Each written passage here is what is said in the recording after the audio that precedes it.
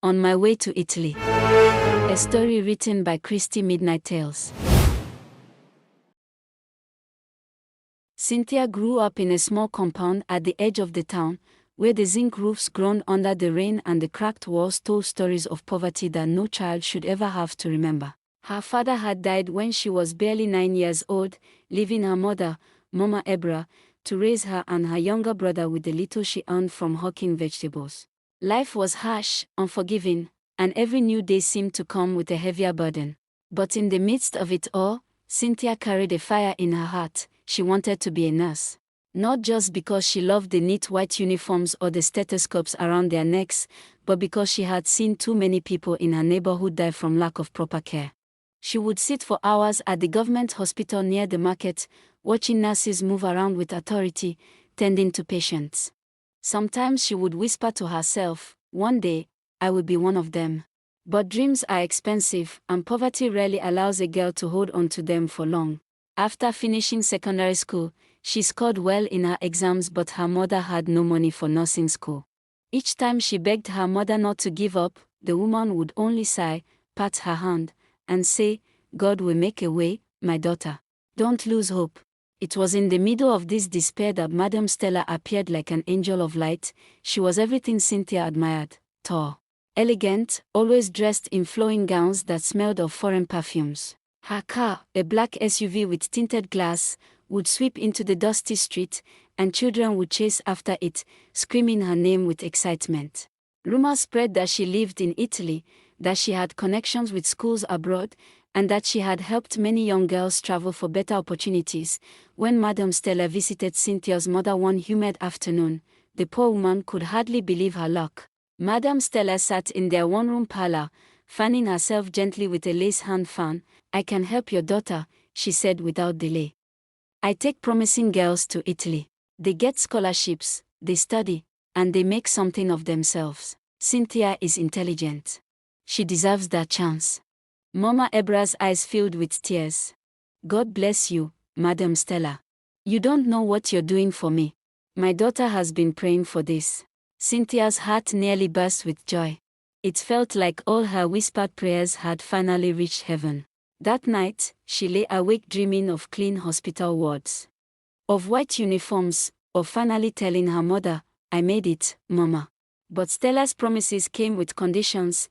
Cynthia would need to process some documents: passport, visa, flight ticket. Stella assured them she would handle everything, but it required commitment. The family had nothing. Out of desperation, Mama Ebra sold her only piece of land, borrowed money from relatives, and even pawned her late husband's old motorcycle just to raise a fraction of what Stella demanded. "You don't have to worry," Stella reassured. "Once she gets there, she'll pay back double. It's an investment in her future." But Cynthia noticed something strange about the way Stella always avoided too many questions. When her mother asked what school exactly she would attend, Stella only waved her hand. "Don't worry, Auntie, it's all arranged. Italy is full of schools. She'll get the best." When Cynthia asked about the nursing program, Stella smiled and said, "First you get there, then you'll see. Everything will fall into place." The more they probed, the more evasive she became, but the dream of leaving Nigeria silenced all doubts. After all, wasn't she helping other girls already? Didn't people say she was generous? As the travel date drew closer, Cynthia's excitement mixed with unease. She told her best friend Amoka, "Sometimes, I don't understand why Madame Stella doesn't give straight answers." "You worry too much," Amoka said. "This is your chance. Grab it." The night before her departure, Cynthia's mother couldn't stop crying. She packed her daughter's small Gonomosgo bag with clothes and provisions, whispering prayers into each fold. "Don't forget where you come from, my daughter. Remember your dream. Remember me." Cynthia hugged her tightly, promising she would come back as a nurse, that she would build her mother a proper house, that poverty would end with her. Early the next morning, Stella's car arrived.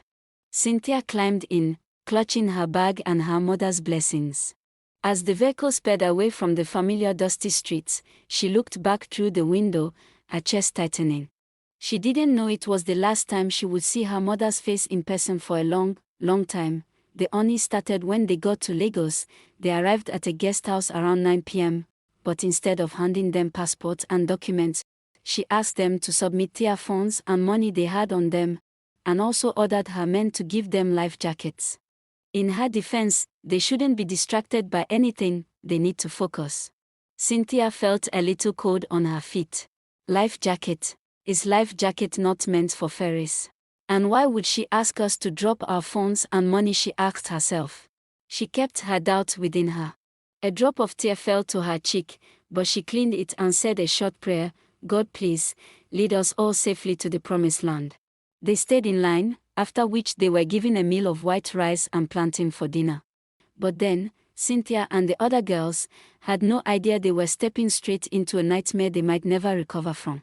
The next morning, they set out as early as 5 a.m. to the waterside. There, a floating ferry was waiting. By now, reality was already dawning on Cynthia, but amidst all, she kept on whispering prayers in her heart.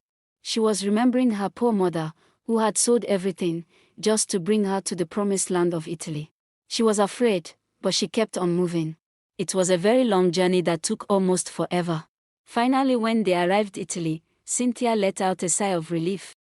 Girls, follow closely, Stella instructed, her voice suddenly colder than it had been in Nigeria. Don't talk too much, don't look lost. Just follow me. They entered into a van heading to an unknown destination. Cynthia noticed the way Stella no longer smiled as she had back home. Her face was stern, her eyes sharp, and the warmth was gone. The other girls whispered among themselves nervously, but no one dared to ask questions. Inside the van, Stella gathered all their passports, stacking them neatly in her handbag. I keep this safe, she said. Foreigners here can be troublesome. If police stop you and you don't know how to answer, you'll be deported. Better I handle everything. Cynthia wanted to protest, but fear kept her lips sealed. The drive was long, and the city lights gave way to quieter streets. When they finally stopped, it wasn't in front of any school or hostel. Instead, it was a dull-looking apartment building with peeling paint and broken steps. Stella led them upstairs to a cramped flat with only a few mattresses spread across the floor. The air smelled of cigarettes and something sour. Here is your new home, Stella announced flatly. The girls exchanged uneasy glances. One of them, a timid girl named Ngozi, raised her hand as though she were in class. Auntie, sorry, I thought we would be in a school hostel. Stella turned slowly, her eyes narrowing. Ngozi, let me warn you.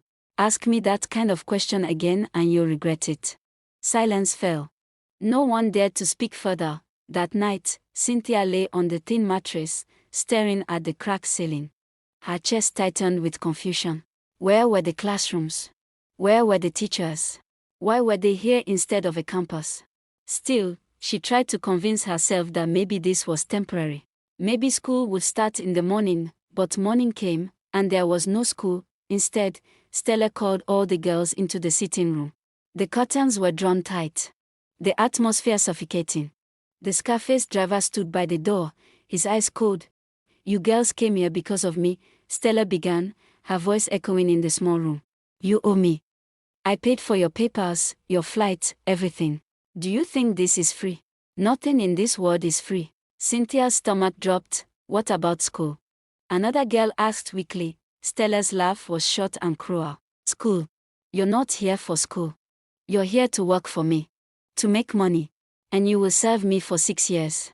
After that, you can go your way. The room spun. Cynthia felt the ground tilt beneath her. Her dreams shattered in that instant. A nurse's cap, a stethoscope, her mother's smile, everything dissolved like smoke. No, no, that's not what you told us, Cynthia whispered, her voice trembling. Stella leaned forward. Listen to me, girl. Nobody lies to me. Nobody runs from me. You will do as I say, or you will regret the day you were born. She clapped her hands twice. The scar-faced man disappeared into another room and returned with a small black bag. He placed it on the floor and opened it. Inside were strange items. Red cloths, a razor blade, a small clay pot filled with dark liquid, and a chicken feather stained with blood. Before you begin, you must swear an oath, Stella declared. This is to seal your loyalty. If any of you ever think of running away, betraying me, or refusing your duties, the gods will strike you dead within 7 days. One of the girls tried to escape when she heard that, but then, Madame Stella gave the order, and she was shot immediately. The other girls swallowed fear. They maintained themselves and stood still, fear gripping them. They were marked with razor blade and given some concoctions to drink. Go to sleep, Madame Stella ordered. Tomorrow your work begins. Watch out for part 2. Check my page for the next part, and don't forget to support me by subscribing to my channel.